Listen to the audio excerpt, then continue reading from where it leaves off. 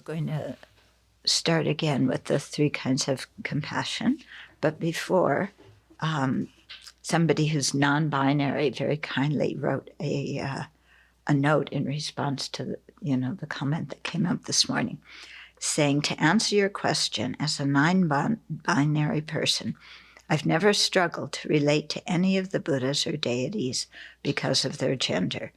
I can imagine myself being a female Buddha, a male Buddha, or a genderless Buddha.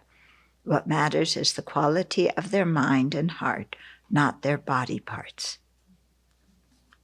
So very nicely put.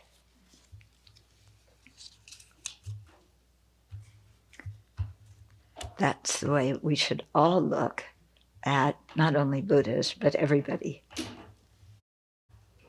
What their body is not who they are, and to not judge them on that base and not impute all kinds of social roles on them, because of whatever gender they are.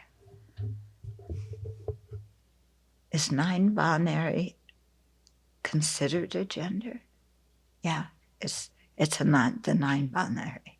Okay, good. I don't know all the vocabulary, so excuse me. So yesterday, I introduced, I should say Chandrakirti introduced the three types of compassion. So the compassion observing sentient beings, the compassion observing phenomena, the compassion observing emptiness. Yeah. And so all three of them, I'm sorry, it's not I didn't follow it right. Okay. I should read the titles of them properly. Okay. So the compassion observing sentient beings, the compassion observing phenomena, and the compassion observing the unapprehendable. Okay. So all three of them have the same observed objects, sentient beings, and the same aspect, wanting to protect those sentient beings from suffering. Okay, so that's the subjective aspect, how they relate to the sentient beings that they're perceiving. And then we said that the first compassion observing sentient beings, was just observing sentient beings in the full, quote, quote, glory of their duhkha, which we will get into. So simply laying out what samsaric duhkha is. And then the second and third types of compassion are qualified. The sentient beings are qualified by different traits, and qualified means here that a quality appears to the mind through the force of having previously brought that attitude to mind. So for the compassion observing phenomena, previously, the mind has been, or the person has been meditating on subtle impermanence. They come out of that meditation.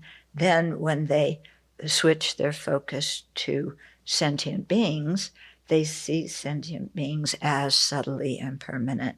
And that changes, that enhances the compassion in a particular way, which we'll get into. Similarly, with the third compassion, previously the mind has been focused on emptiness. Doesn't have to be a direct perception, but some meditation on emptiness. An inferential cognition is great, direct is certainly even better. But because the mind has meditated on that, when the mind comes out of the meditation on emptiness, unapprehendable, there is no inherently existent person, then when they perceive sentient beings, that how could we say, it colors how they see sentient beings. They see sentient beings through the perspective of those sentient beings lacking an inherently existent self. And again, that really enhances what the compassion is and the kind of way that the person wants to protect sentient beings from suffering. Okay, so we're going to get into all of this later. That's just the first thing. Okay, so now we're going to talk more about compassion observing sentient beings, which is a contraction for compassion observing just sentient beings. Okay, the just is because we're just observing sentient beings as sentient beings without seeing them as, subtly impermanent or as empty, anything like that. Okay, so if it's helpful for you at this point to go back and you read certain sections of Samsara, Nirvana, and Buddha nature, where we describe how samsara, what the root of samsara is and how samsara evolves. If you have that clear in your mind, then this next part is much clearer, okay? So how do we look at sentient beings as just sentient beings? Well, they're samsaric sentient beings. So how does samsara come about? So Chandrakirti tells us, okay, first with the thought I, they cling to a self. Then with the thought mine, they become attached to things. Sound familiar? Okay. Are we aware of our experience, how this happens in our experience? Okay. So it begins actually by seeing the aggregates as inherently existent. Our body and mind, they appear to the mind as truly existent. We grasp them as truly existent when, there's some kind of emotion going on. Okay. And so we have that grasping to the I, yeah. So, which is completely a wrong consciousness, because the people do not exist inherently, yet we're seeing them as inherently existent. So it's not just a mistaken consciousness, but it's wrong. It's perceiving the opposite of how things exist. Yeah. And this so often goes totally unnoticed in our experience because we're so used to seeing things as inherently existent. We're so used to grasping ourselves as inherently existent that we think it's totally normal. We don't even notice it. Okay. So then, having grasped the I as truly existent, then we look at the aggregates, that are now seen as under the control of this inherently existent person who regards the body and mind as mine. Okay, so first grasping at I, then grasping at mine. Yeah, the body and mind are mine, body and mind are mine. This chocolate is mine. This thermos is mine. Yeah, this adorable teddy bear is mine. Okay, this is mine. Everything is evaluated in terms of if it's going to help me or harm me or just be totally indifferent. So we don't really look at things around us very well. Immediately we go into this, help, harm, indifferent, and grasp them in that way. Okay, and that from grasping at mine, then we really start grasping at, with attachment, at what makes me happy and what harms me and what just leaves me blah. Okay, so that's this whole thing of judging everything, putting it in categories. Okay, so what increases my happiness, what disrupts my happiness, what makes me angry. We say, these people make me angry. Yeah, they make me angry. I'm just a little innocent victim of them. My anger is their fault. So don't blame me for being angry because they made me angry. Okay, how did they make me angry? They didn't agree with my ideas. They criticized me. They took my stuff. They kicked my dog. They insulted me. They, graded me unfairly. They, whatever it was, yeah? So I'm angry, but they go in that angry category. If they switch and they decide to be nice, then, they make me happy. So my happiness is dependent on them. Okay, so do you see how this view puts us in a trap? My happiness comes from them. My suffering comes from them. That means I have no control. Yeah, the only thing I can do is try and arrange all my duckies so that I have the duckies I like in front of me and I banish the duckies I don't like.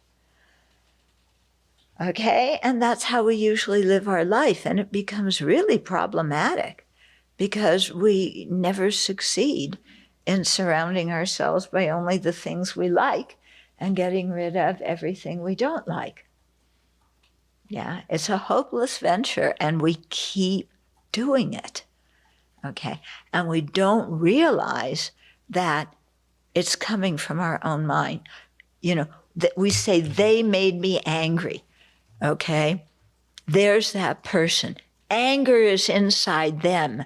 When they say that condescending remark, the anger is on the sound waves going up and down. And when those sound waves come and touch my eardrum, I am now infected by anger. Yeah, so you see, it came completely for them. It's inherent in those words they say, the pain, so that I have no choice but to get angry. Yeah? So we always shift it to they did this, they did that. Why am I head over heels in love? Because they make me happy. They are so perfect.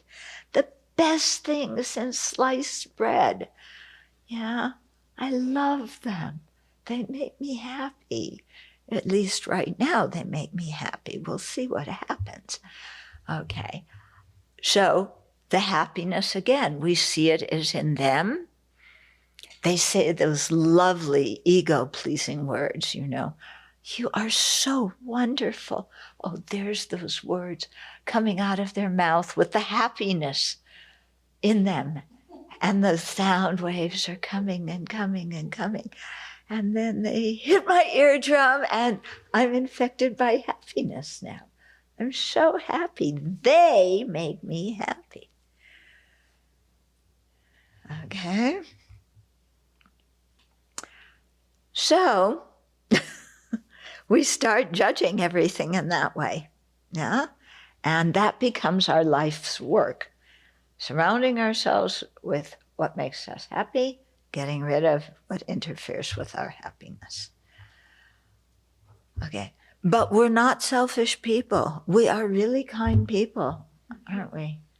We're not self-centered. Yeah, we're very, very kind. Yeah, you can take the shirt off. I give this is what they always write in obituaries, because have you noticed whenever somebody dies, they've always been very kind, yeah? And you sing their praises when they die. When they're alive, it's like, you beep, beep, beep, what are you doing? When they're dead, oh, they were so wonderful. It's true, isn't it? Yeah.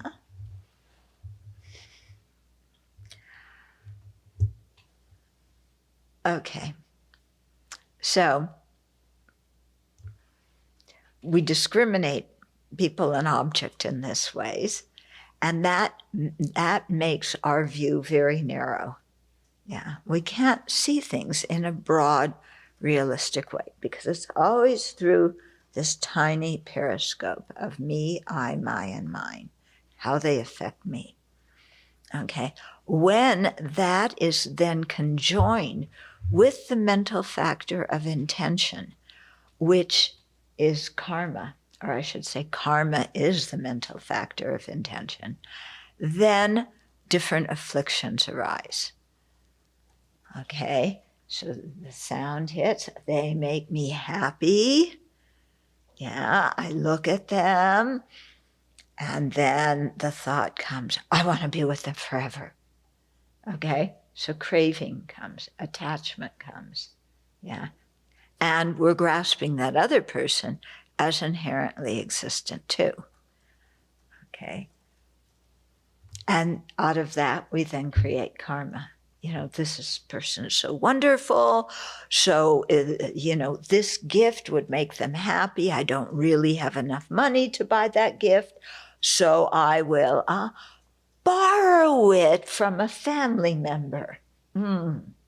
That's code for take it out of mom's wallet without her knowing. Okay, or whatever else we do to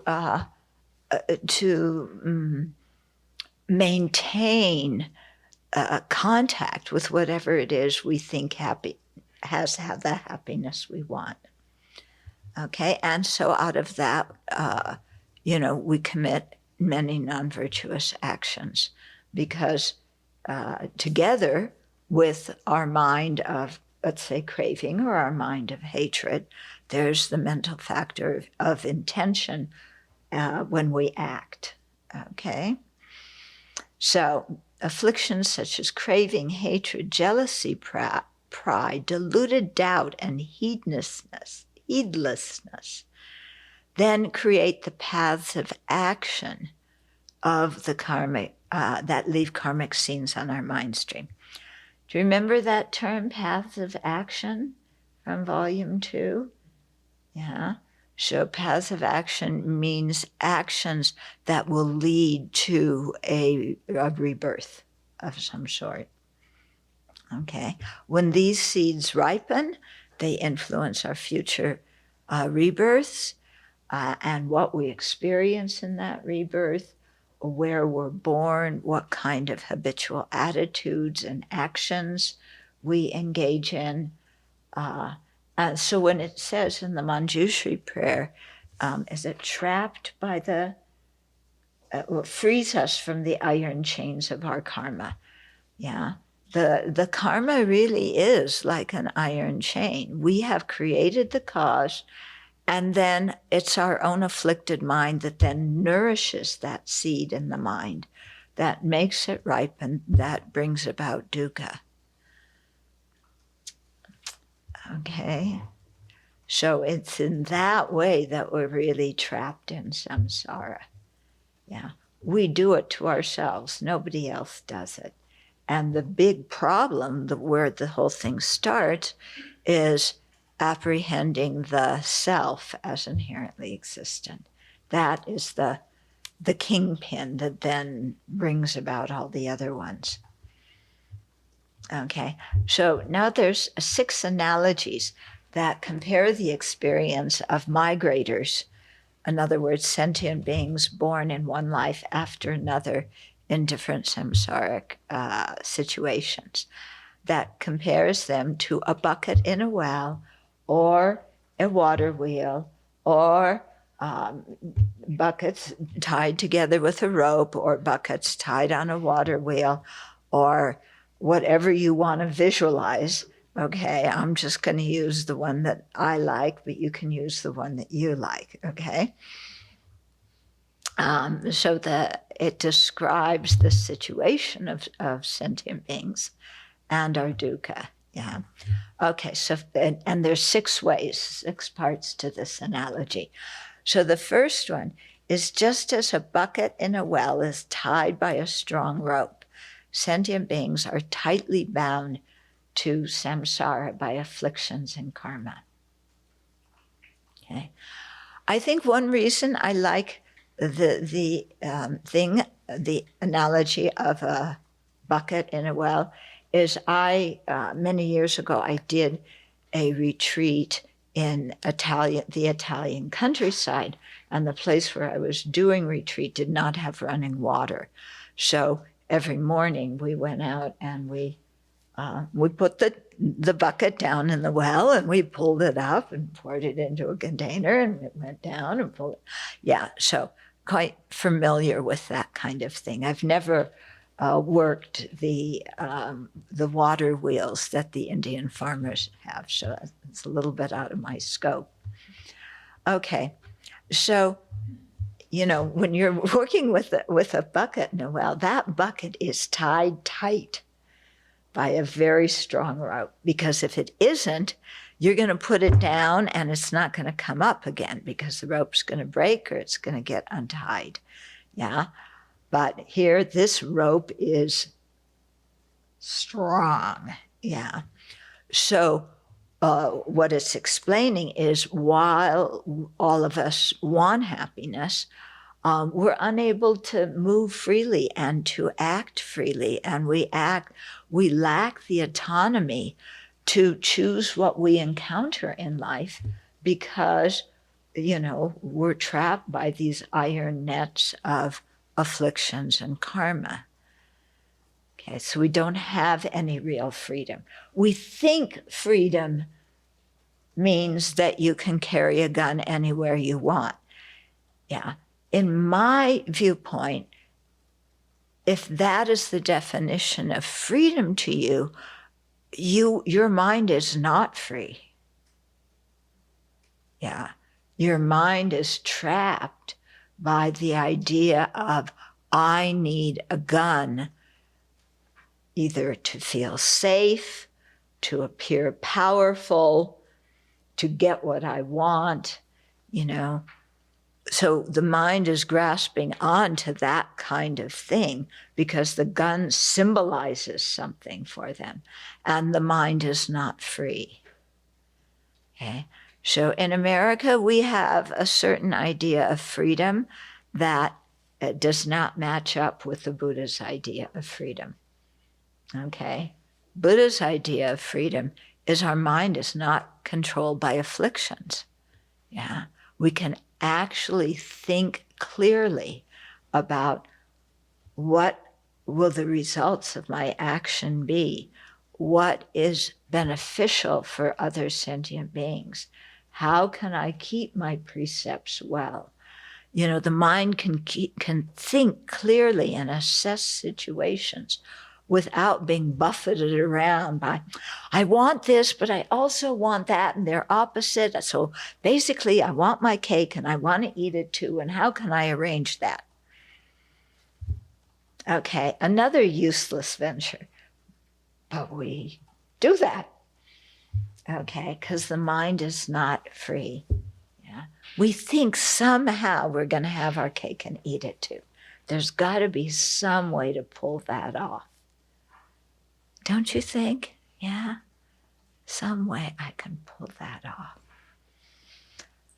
Okay, so instead we are under the control of afflictions and karma. The second part to the analogy is, just as the operator of the pulley moves the bucket in the well, the afflictive mind propels sentient beings into various rebirths where again and again we find ourselves in situations of pain and conflict. Okay, so the operator of the pulley, yeah, so at the top of the well, the surface of the well goes here and it goes down, and then there's poles that come up, and there's another bar across, and on that there's a pulley, that the rope goes around. And so the bucket is tied by the strong rope. That's the first part. Okay, now the bucket goes down. It moves in the well. what makes the bucket move? Okay, well, it's the operator. Who's the operator? The afflictive mind. Okay, the mind of ignorance, anger, attachment, all the different, the 6 root afflictions, the 20 secondary afflictions, yeah, all the other 84,000 afflictions. Yeah, I've never seen a list of them, but there must be one in the scriptures. Yeah, so we are propelled by those things. Yeah, and so the afflictive mind propels sentient beings into various rebirths. And it's not just that we're propelled into various rebirths and we experience dukkha in those rebirths. It's that once we're reborn in those rebirths, we continue to have afflictions arise, and we continue to create more karma that will plunge us into more rebirths where we again have dukkha, and again, out of afflictions, create more karma to be born again. And so you really see how it's a cycle, yeah, like this. Okay, so we see ourselves as independent beings who are in control of our lives, when in fact afflictions and karma are the dictator. Yeah. We don't like Putin. Yeah. Or whoever it is we don't like. Oh, but we love our own internal dictator. Yeah. Our own internal dictator says, get that piece of chocolate before nobody else does. Yeah. Go give that person who borrowed your things that didn't return it a piece of your mind. Yeah. I mean, it just dictates. Our afflictions dictate to us. Yeah. And we're very obedient. Okay. Venerable Thubten taught me how to salute properly. Okay. So, ignorance, anger, attachment, pride, jealousy, say something. Yes, sir. Yeah. And then sir says, carry on. And ignorance, anger, and attachment, pride, and jealousy carry on. And they create the karma.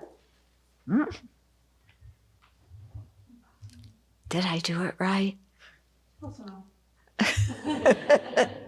She's my saluting teacher. So,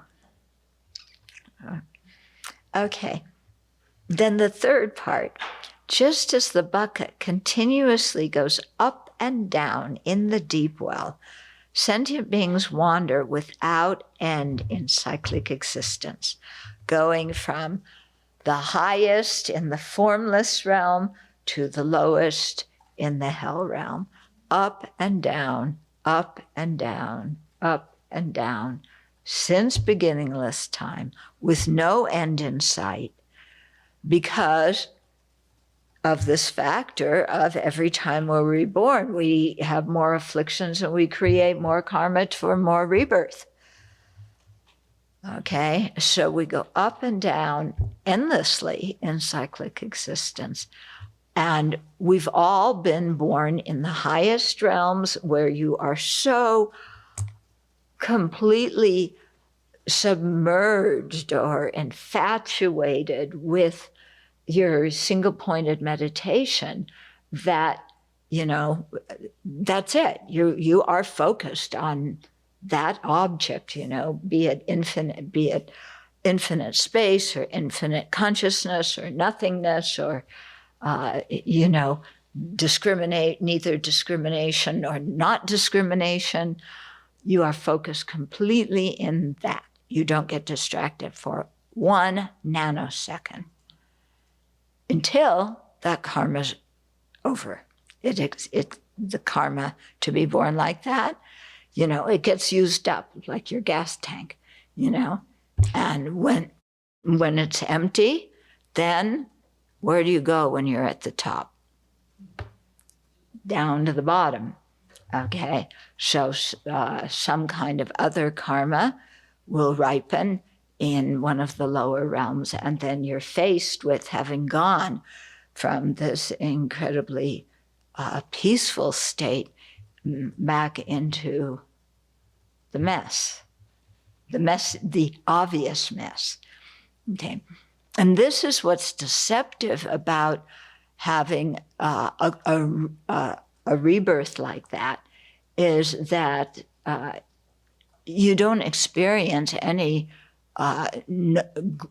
You don't experience the first two kinds of dukkha. You still have the dukkha of pervasive conditioning, but you don't have the dukkha of pain. You don't have the dukkha of change. And so, many people in other religions who attain that kind of state think that is liberation. And then when the karma for to be born like that is used up, then they totally freak out. It's like, wait, I thought this was liberation, and now I'm having visions of my upcoming rebirth, and they're not very good. Okay, so very difficult. We complain about our suffering in the human realm, but they also say that it's the situation best for practicing the Dharma, because we have enough suffering and misery to remind us of samsaric dukkha, and enough happiness to have the mental space to practice the Dharma. If you have too much suffering, like in the lower realms, forget it. You can't focus on the Dharma. If you have too much happiness, or you're in one of these concentrations, your mind is distracted by, in the super duper, Beverly Hills kind of happiness, then you're distracted by those things. And in the form and formless realms, you're just enjoying your meditation. Okay. Then the fourth part of it is, the bucket descends easily, but great exertion is needed to pull it up again.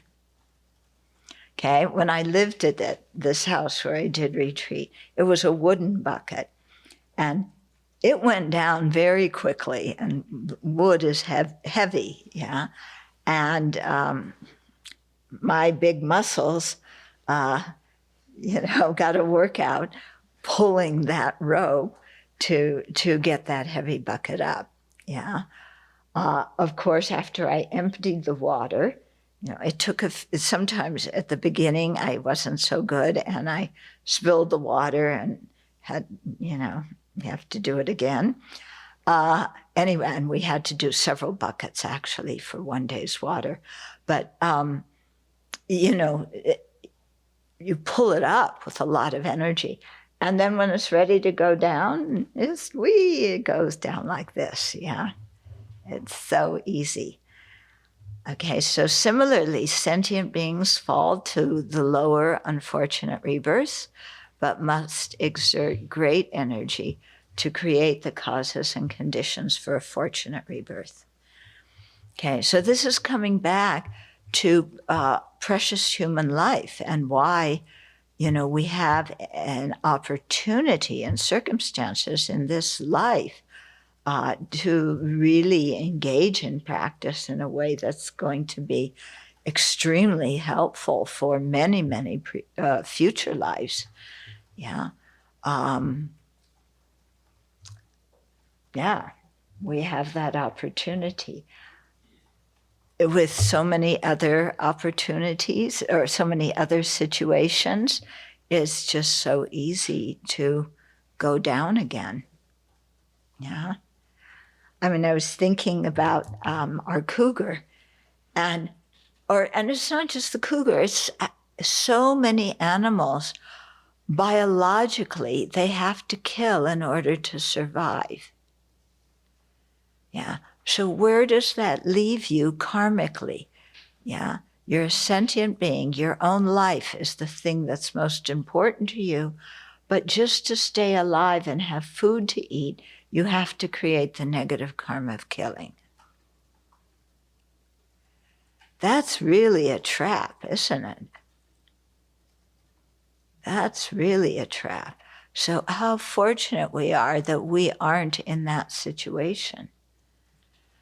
Or you think of the people that were in Ukraine, and life is going along fairly well, yeah. And then the war starts, and then, at least for the men, they can't leave the country. And the women can leave, but they're toting all these kids along with them. And all the kids' teddy bears, if you've ever noticed. You know, there's so many stuffed animals in the pictures coming from Ukraine. And the mothers are like, where are we going? I have kids. I don't, where's the money? Where are we going to wind up? Is my husband still alive? You know, he's forced to stay there, and he may have a kind of benign job for a while, but he may be forced to go on the front lines too. Okay. And then you think, you know, they didn't have the intention, oh, I want to be reborn in a circumstance where I have to flee the country or go to war. Yeah, they didn't have that intention. But by the force of karma, I mean, this is the iron rope of afflictions and karma. It just, you know, the karma's there, it ripens, boom, you are born in that situation. And then you are limited by that situation. Yeah. So to be born in the circumstance we're in is really quite fortunate. Yeah.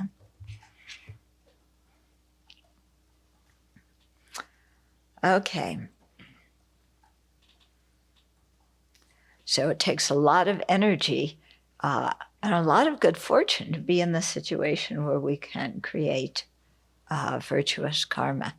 So we can see that, you know, even in our lives, how easy it is to speak harsh words. Yeah. When you think, I mean, you know the 10 non-virtues. Which ones are the easiest ones? Yeah. Which ones you just kind of naturally do without even thinking about it? Mm-hmm. Lying, exaggeration, idle talk. Gossip, yeah. Yeah. Harsh words. Malicious thoughts. Yeah. Greedy thoughts of covetousness. Yeah. How our minds just are taken away by these things. Yeah. Very easily. We're like push button. Somebody says something we don't like, push button, you jerk. Yeah, I mean, that's why I guess I read in some of the Chinese monasteries, they have little robots that look like monks. And if you press buttons, you know, they will answer questions that you have. Yeah, I'm not quite sure. But you can see how it must be very easy to make robots that do things, because as people, you know, people say things to us, bing, we respond back like that. Yeah. People say, you're wonderful, bing, you are too. You know? And we're really suckers, aren't we? All somebody has to do is say one nice thing about us, and we are sold. We are in their camp. Yeah. Forget everything else they do that drives us nuts. You know, we love them too. Until, yeah, they drive us a little bit too nuts. You see, they drove us nuts. It's not our fault. We didn't do anything to deserve it. We are innocent bystanders. We wanted the relationship, the friendship, the marriage, whatever it is, the parent-child relationship to continue. It is all their fault. Now that we got that settled, let's go on to the next thing. Yeah? Okay. So to restrain ourselves from acting in these kinds of negative ways, it takes energy, it takes effort, doesn't it? You know, when somebody insults you, those insulting words are on the tip of our tongue. We don't need to sit there and ponder, how shall I word this sentence? Do we? You know, to insult them back, the words are right there. Boom. Okay. So the difficulty in reversing, or I should say, the difficulty in reversing the ease with which sentient beings fall to unfortunate rebirths is reflected in the Vinaya Vastu, okay, the basis of discipline. And it's one part of the Vinaya, which says that unfortunate rebirths are as numerous as atoms of the earth, and upper rebirths are as few as the particles of dust under a fingernail.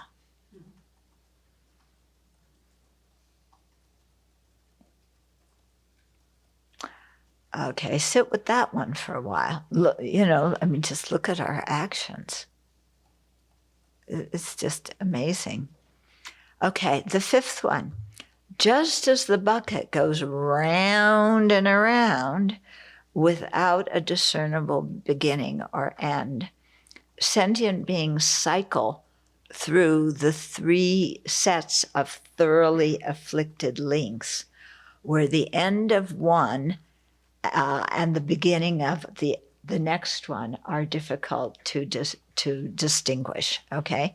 So the 3 sets of thoroughly afflicted links, yeah? If you remember this from studying the 12 links, the 12 links can be divided into 3 sets: the set of afflictions, the set of karma, and the set of dukkha. Okay, so the set of afflictions, which ones do you have there? Ignorance, craving, yeah, ignorance, craving, and clinging. Okay, the ones of karma. Formative actions. Yeah, formative actions and renewed existence. The ones of dukkha.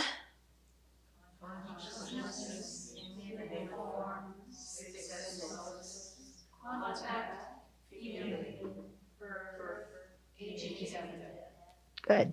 Yeah. Okay. So those 3, the 12 links, are divided into those 3 sets. Yeah. But when they are acting, you know, when they become manifest, one follows the other so quickly that it's hard to distinguish where the causal one ends and where the next one that results from it begins. Okay? So, so by the power of neutral obscurations, such as ignorance, and, okay, we temporarily wander. So if we have ignorance and then we also have meritorious karma, then we wander in the upper realms temporarily. When we have the demeritorious karma, ignorance and the demeritorious karma, we wander in the lower realms temporarily, and when we have the virtuous karma of the immutable virtuous karma that causes rebirth in the form and formless realms, then we wander there again temporarily. So one set of 12 links is so kind of intertwined with the next set, because you're experiencing the links of dukkha that belong to one set of 12 links. And while you're experiencing that of dukkha, you're also having the links of afflictions from a new set of 12 links that are then creating the links of action. Okay? And so you're experiencing the results of one, and in the meantime, you're creating the causes for many, many more. Okay? So that's just as the bucket goes round and around with no discernible beginning or end. That's how sentient beings, we sentient beings go round and around in cyclic existence. And then the sixth one is the bucket is constantly battered as it forcefully knocks into the sides of the walls of the well. Okay? So when you're pulling it up, it swings and it knocks against the side of the well. When you let go and it goes down again, it clanks around in the side of the well. So the bucket itself is dented, punctured, broken, chipped, and completely worn down. And so in a similar way, sentient beings are battered by the three kinds of dukkha: the dukkha of pain, the dukkha of change, the dukkha of pervasive conditioning. Okay? Or sometimes the pervasive dukkha of conditioning. Okay, so this kind of dukkha is our very close companion. Yeah? Everywhere we go, dukkha follows us. Doesn't need a passport, doesn't need to be vaccinated, doesn't need a test before showing up. It just comes right along with us. Okay? So, and it goes right along with all of our dear ones too. The people that we're so fond of, the dukkha comes with them. We want to protect them, or save them from this dukkha, but we can't control their situation because they're creating the causes of it. We can influence the cooperative conditions. Maybe that would make some karma ripen, but, aside from that, it's difficult. Although, many people ask, after one of their relatives die, they say, okay, my mother, father, aunt, uncle, cousin, brother, sister, child, whoever it is, died. What can I do to help them?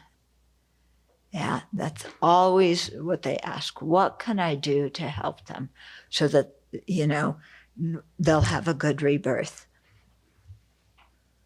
And it's wonderful that people want to help their deceased loved ones. It's certainly a very good intention. However, the time to help them is before they die. Because the best way to help them is to encourage them to do positive actions and to refrain from negative actions. Because they're the ones that are creating their karma and have to, experience the results. So if while our dear ones are alive, we encourage them to be generous, we encourage them to, have good ethical conduct, to not slander other people, not lie, not cheat, not kill, if we can encourage them in that way, then they're going to be planting good seeds on their mind that will help them in the next life. And they won't be planting the negative seeds that would propel them to a harmful rebirth. So the best time to help those people is while they're alive, to guide them to creating good karma and abandon bad karma. we don't need to tell them that that's what we're doing. You know, your relatives may not be Buddhist.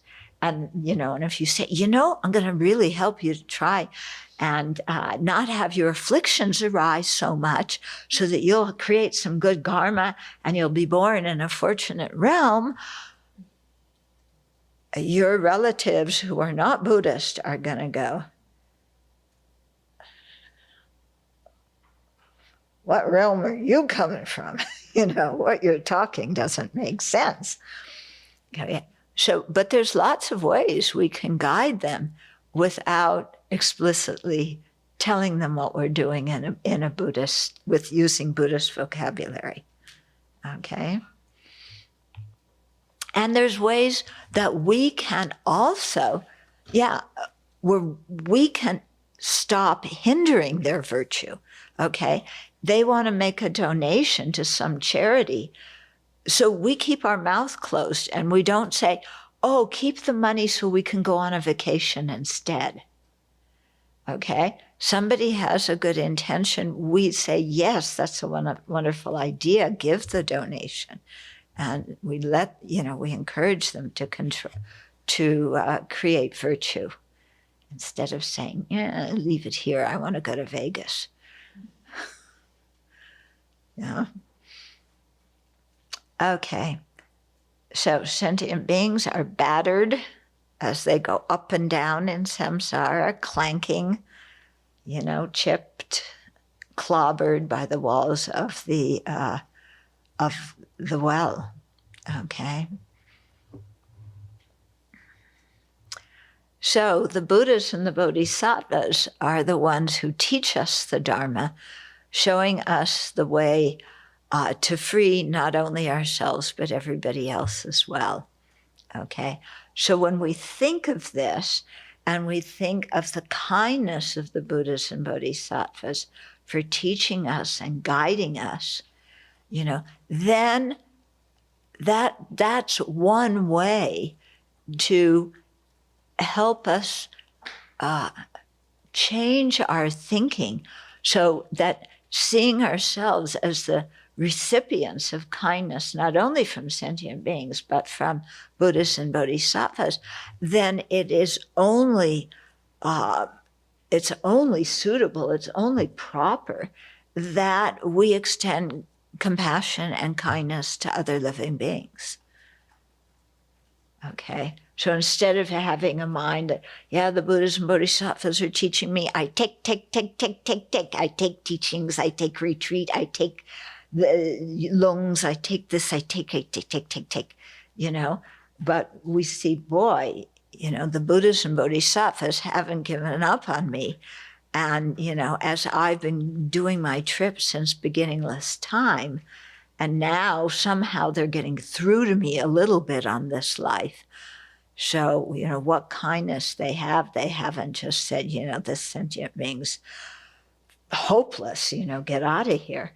So being the recipient of their kindness and their open-mindedness, then it's only right that we extend that same kind of kindness and respect and benevolence to others. Mm-hmm. So that's one way to encourage us to develop bodhicitta. Yeah.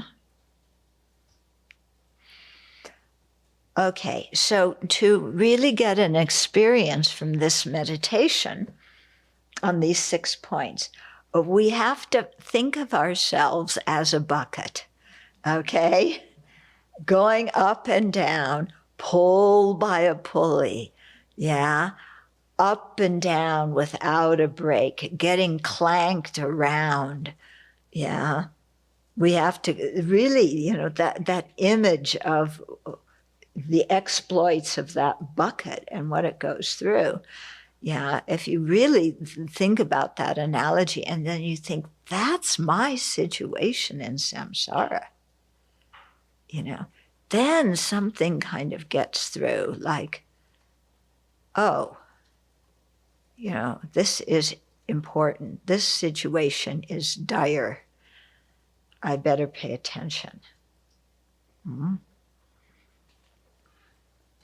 Okay, but if we don't train our mind in this kind of perspective, then we'll just keep on being indifferent to other sentient beings suffering and continue just looking out for ourselves.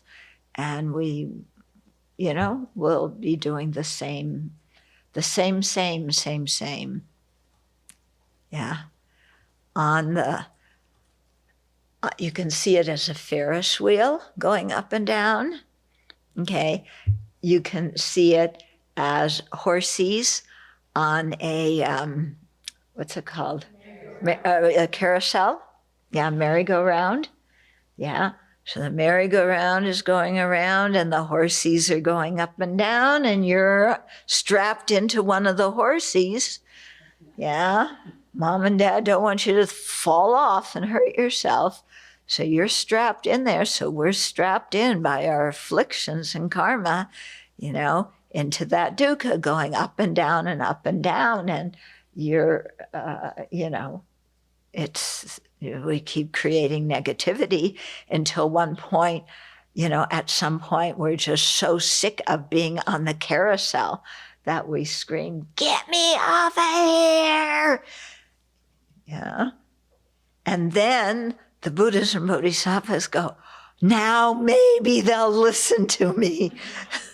And they come and they try and help us. But once, when we're up on the carousel going up and down, we might get a little sick to our stomach. Once we get off, the nausea starts. Oh, it's not so bad. Yeah, it's not so bad. It was actually kind of fun. I like my horsey. My horsey went higher than my brother and sister's horsey. And we jump back on. Okay, well, we never really got off. We just stay on. Okay, so we have to really think about this, quite repeatedly. That's the whole thing, the repetition, the continuity.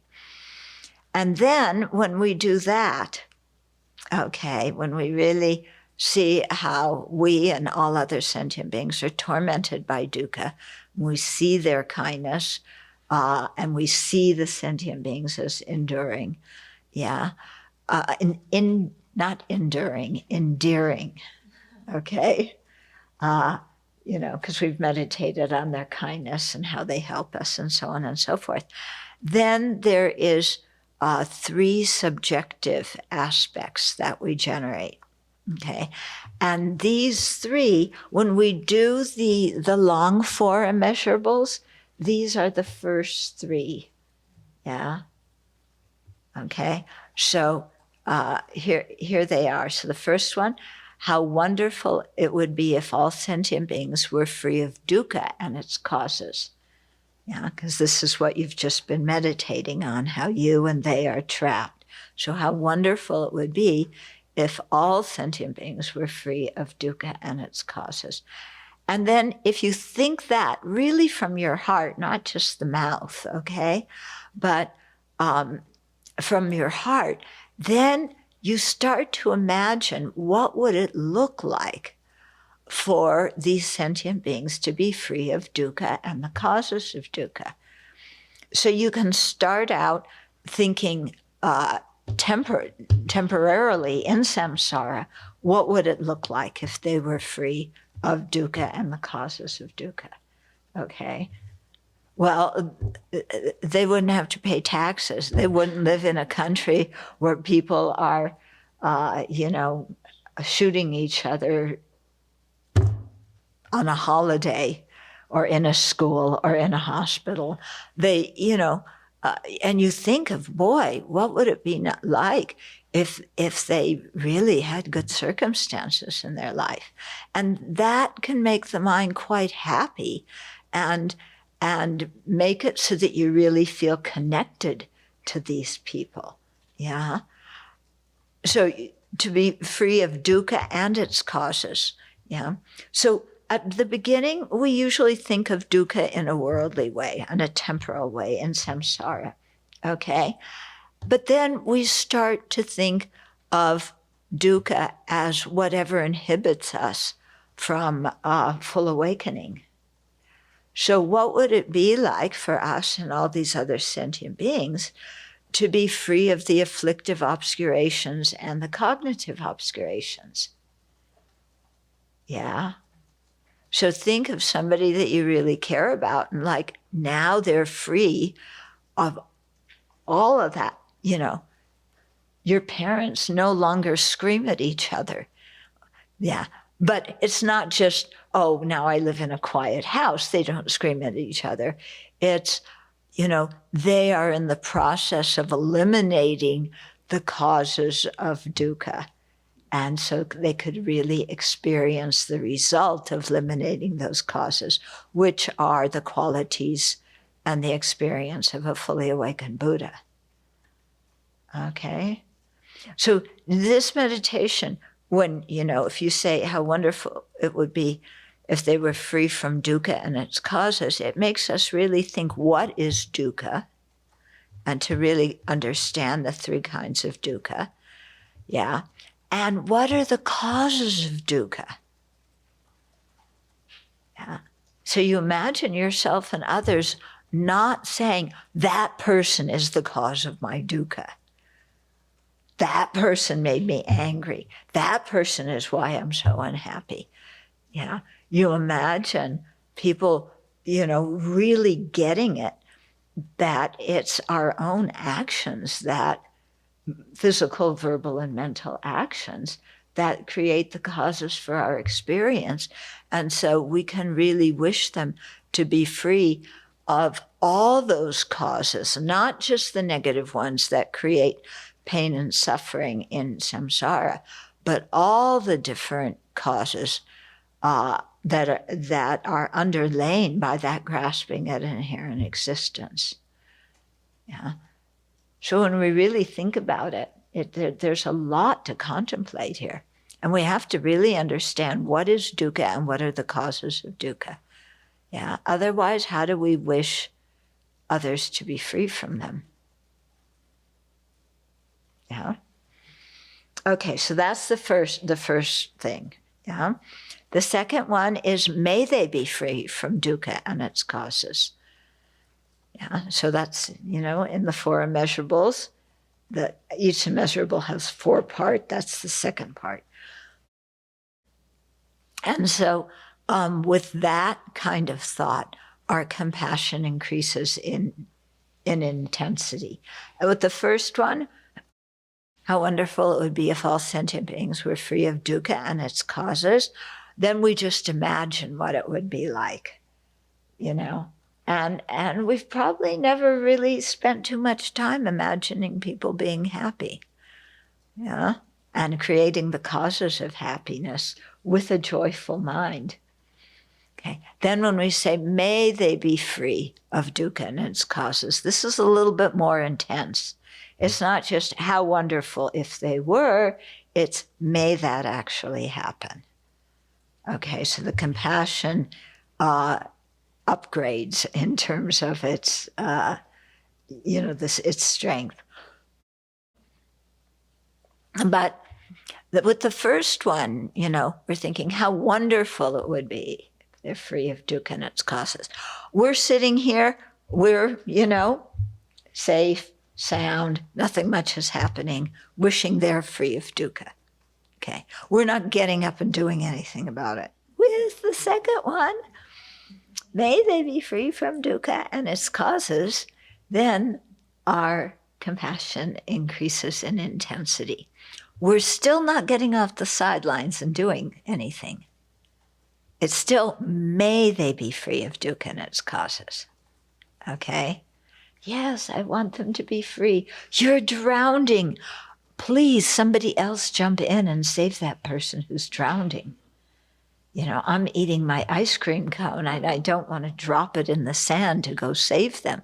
So please, you know, where's the lifeguard? Go save that person. Okay, then with the third one, yeah, there's a definite shift here.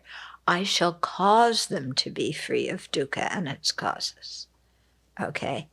I shall cause them to be free of dukkha and its causes. I'm getting off my tush and I'm going to do something. Okay? So I'm committed to being involved now. I'm not sitting on the sidelines saying how wonderful or may they. I'm saying I will cause them. I'm going to get involved and help. Okay? So with that kind of thought, when we do that really from our heart, then our mind is not obscured by this self-centered thought. That's thinking my happiness first, my awakening first. Yeah, got to get up myself out of samsara and get myself to nirvana first, and good luck everybody else. Okay, no, now we're getting involved and we're going to be active. And so that's the bodhichitta. Yeah, how are we going to be active? Well, if we really want to help somebody, first we have to purify our own mind, generate all the good qualities, get ourselves to enlightenment first. Otherwise, it's the blind leading the blind. Yeah, and if you've ever been a blind person leading a blind person, you know what the result of that is. Okay, so here we're really saying, I'm engaging, I have that bodhicitta aspiration, I'm going to, practice the 6 paramitas and arrive at full awakening. So it's a very powerful aspiration, isn't it? Yeah, and when we can make it not just an aspiration, but a commitment, then we go from aspiring bodhicitta to engaging bodhicitta. I'm going to do this. Okay. So a little bit of time for questions, comments. Venerable, you haven't gone into the 3 types of compassion too much. So this question may be premature, but it's confusing to me. It seems like on one hand, especially the last 2, we're talking about our own, or the yogi's own, realization of subtle impermanence and selflessness. But also there's this element of thinking about the suffering of sentient beings endure because they don't have those. Yeah. So it's both. Okay. It's both. Yeah. When you look at somebody as subtly impermanent, your view of how they are changes. You can see much more potential in them. When you look at them and see how they are blinded by thinking that they're permanent, then that makes your compassion stronger because you can see how those distorted conceptions trap them. Yeah, so I think it's both. I was wondering if you could speak a little bit about how to handle failure on the path in terms of meeting up with suffering that you can't. I'll give a specific example from my personal experience. Mm-hmm. I came across a hawk that had caught a squirrel. And I was didn't know what to do in that situation. So I kind of just recited some mantra and was just present for that passing. But then I realized that I have to generate compassion, not just for the squirrel, but also for the hawk. Mm-hmm. And I didn't know what to think or what to do with that experience in terms of being on the path. And what I came up with is I'll get them next time, or I'll save them eventually. I'll do some, maybe I make an aspiration that when on the path, I'll meet them again and help them. Yeah, that's always helpful to do. If you can't physically help, then to think in the future, by the force of my Dharma practice, may I help them? And who knows who the hawk is going to be born as and who the squirrel is going to be born as. Of course, if you're in a situation where you could try and get the hawk to let go of the squirrel, that would be really ideal, But if the hawk's already flying in the sky holding that squirrel. That's difficult. What are you going to do without, hurting one, the other, or maybe even both? So there, you have to connect with them with compassion, but so that you can show that or enact that compassion in a future life. You talk about like predators having the karma to have to kill in order to live, but we have the karma to be in a world that can't exist without those predators. When we take the predators out of an ecosystem, the ecosystem degrades and no longer provides, the ecological needs that we have. Mm-hmm. So it's not, there's an interdependent relationship there as well. Everything is tied up with everything else. Yep. What we can do is just try and be as untied as we possibly can, to not actively engage in, taking life and polluting the environment and so on. I mean, it's impossible now in today's society to not leave any carbon footprint, for example, but we can definitely lessen the one that we leave. Yeah. Yeah, and an example of taking the top predators out is like deer and elk. If hunters don't take deer and elk, then they end up being on the roads, and then we have, that karma ripening, and we end up killing without even intending to. Yeah. Yeah. There's, all sorts of things that happen. Yeah. If you control the population of animals, one thing happens. If you don't control it, another thing happens. You think you're doing this or that for the benefit of one animal, but it harms another, it harms the environment. We created the karma this is samsara, isn't it? It's not like we dwell in a pure land and within this perfect environment, we can then create so much virtue. We're living right smack in the middle of all these contradictory things. Yeah. And we can't just say, I want the next plane to the Pure Land where I don't face this. We can't avoid killing karma either, because even scratching our skin is killing sentient beings. It depends what sentient beings are there. The Dalai Lama says those are sentient beings because they have motility. They're like little crabs that live on your skin. Oh, you're talking about crabs. I thought you were talking about skin flakes, dead skin. Yeah. Yeah. Okay. Wondering how to think about this line in the prayer. Mm-hmm. It says, "You've completed the stages achieving the highest perfection of a bodhisattva who has been pure from the beginning." I'm just wondering whether that means. Okay. Every time we chant that, I've been thinking, I need to explain that line.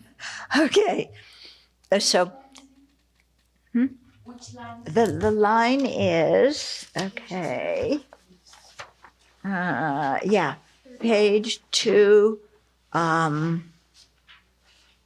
Okay, the second line, you've completed the stages achieving the highest perfection of a bodhisattva who has been pure for the beginning.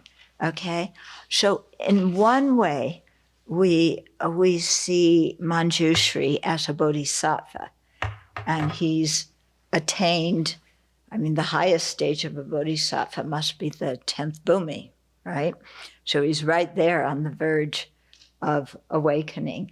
So when you see Manjushri as a bodhisattva, then that helps you to remember, he was once a sentient being like me.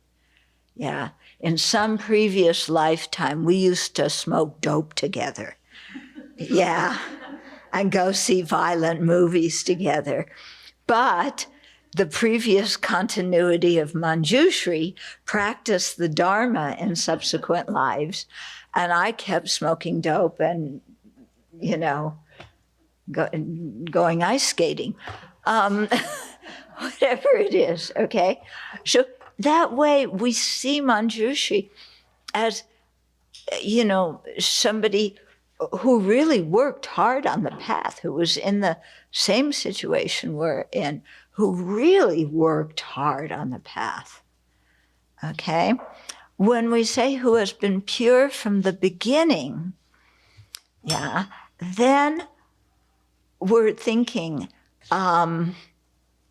he's had the Buddha nature, he's had the purity of mind from the beginning. Each of us have, the nature of our mind is empty of inherent existence, is free from all of that, by its nature, in the sense that the defilements are not ingrained in the mind. Okay, so we can say the mind is free of the defilement from the beginning. It's never been permanently, inherently defiled. Okay, but it is covered by obscurations now. Okay.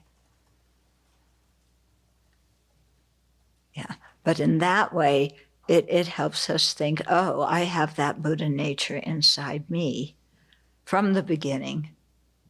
So if I practice, I can achieve the state of Manjushri. Okay. Okay, let's dedicate.